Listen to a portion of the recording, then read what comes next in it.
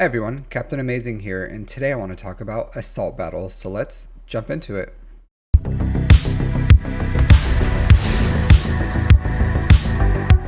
So I don't know if you've heard the news.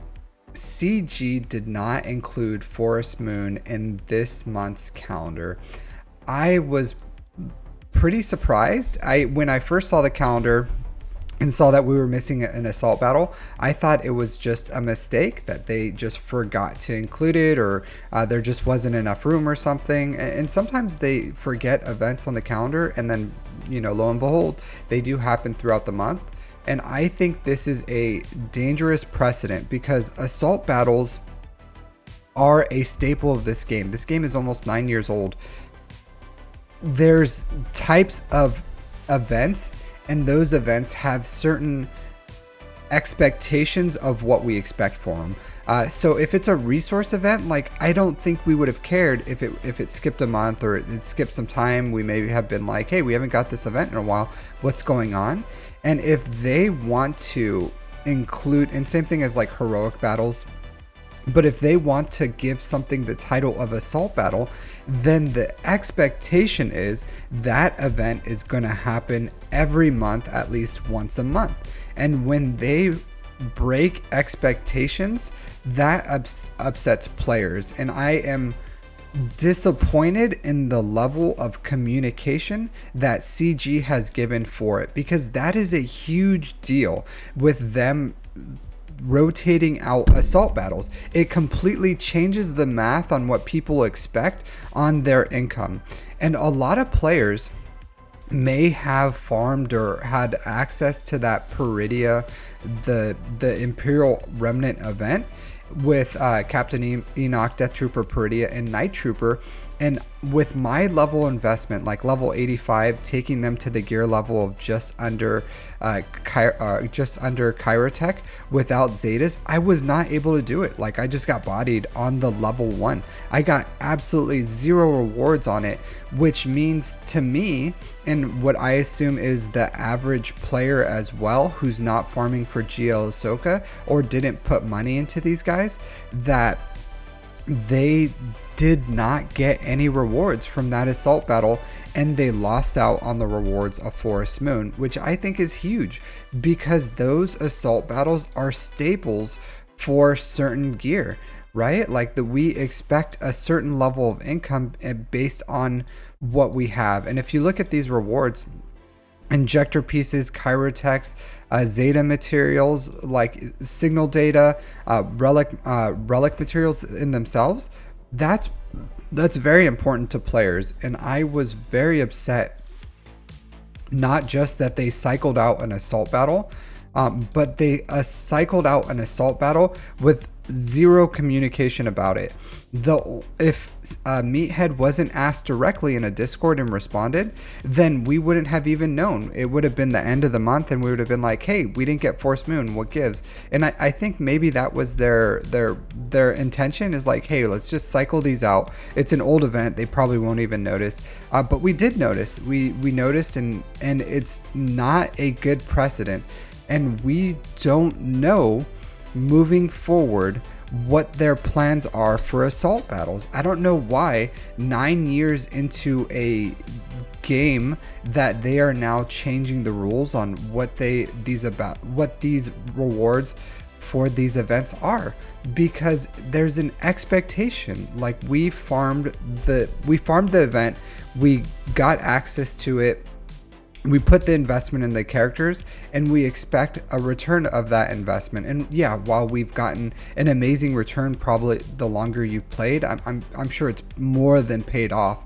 What they're doing is they're removing rewards that we have earned to give us new characters that we have to farm to earn more rewards. And I think that's wrong. Like, if they want to force us to farm newer content, or they want to push us towards farming new content, then have those events tied to something other than assault battles, so that they can give us something without taking. Because if they're going to take rewards from us that we've earned and move them towards newer events, then that's not really a fair level of gameplay.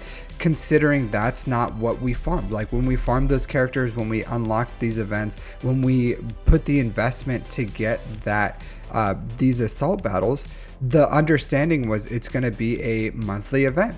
And when now they want to give us new assault battles so they can start cycling out the old ones, and we now have to reinvest tons of Kyrotex and signal data and hopefully for them money so that we can continue to get slightly better rewards. I don't really agree with that model.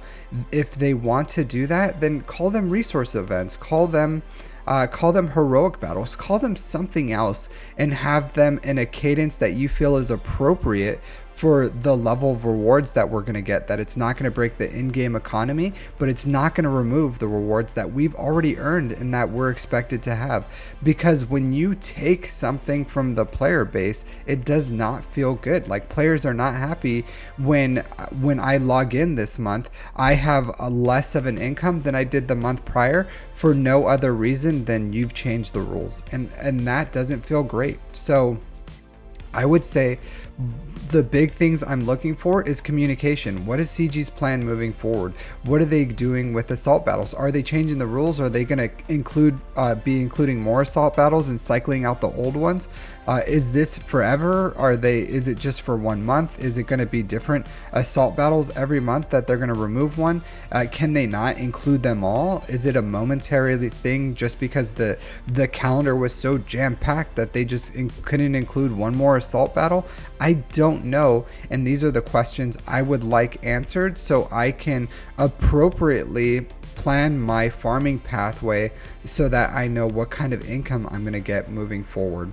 And I know CG doesn't like tying themselves to statements, and that's why they don't really give us set things on, like things like Lightspeed bundles, where they don't tell us what's moving forward, what's the cadence, are we ever going to get them back, will we never get them back, are they like, we don't know. And they don't like to communicate that, because if there's a level of if they communicate something to us, they don't want to tie their hands to that moving forward, and they want the flexibility to kind of do what they want and move where the data shows them on how to make the most money off their player base.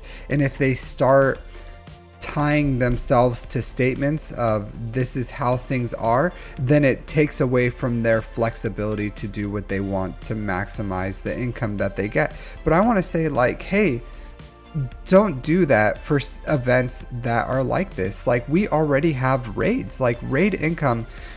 That is what you use for cycled content, where players have to put in tons of effort and money and resources for a limited time for us to get those resources a return of investment back.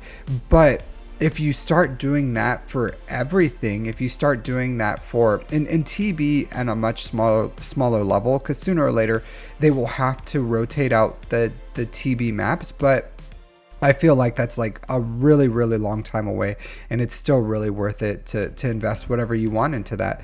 But for raids, we know, like, hey, in the front end, we have to farm these boxes so that we can get the return back on the back end within 7 to 9 months. And that is the deal. And we go in knowing that. And it's been voiced to us and explained that, hey, this is the cycle, this is how long a raid's going to last. You can expect between, they said 8 to 9, but 7 to 9 months that we're going to have a raid cycle, and then we're going to get the next raid cycle where we're going to have completely different characters we have to farm, new premium characters that are going to be the characters that are going to be new, and we're going to have to probably spend a little bit of money if you want to get the resources right away. And that's okay, because that was communicated to us. We go in understanding that, and we know that this is a limited time resource where if we put in investment, it'll pay off, and then we just have to put more investment into the next thing. But assault battles is not that. That was not the deal. That was not what was explained. That's not what's been communicated. The understanding is if it's an assault battle, then we're going to get that reward every month, which we did not get this month. So I think CG, please communicate what your plan is, what's going on. And for players who are like, well, should I still farm these assault battles? I would say right now, yes. Like, continue to farm all the assault battles. They're still great income. I'm sure they're still, the return of investment is still excellent on them. You need them for many pieces like those injector pieces, Kyrotech, Zetas. I wish they're not going to change that, but as of right now, they haven't voiced it, and I think it's still worth it to weave in assault battles in between big farms, because that's what's going to give you the most income in this game.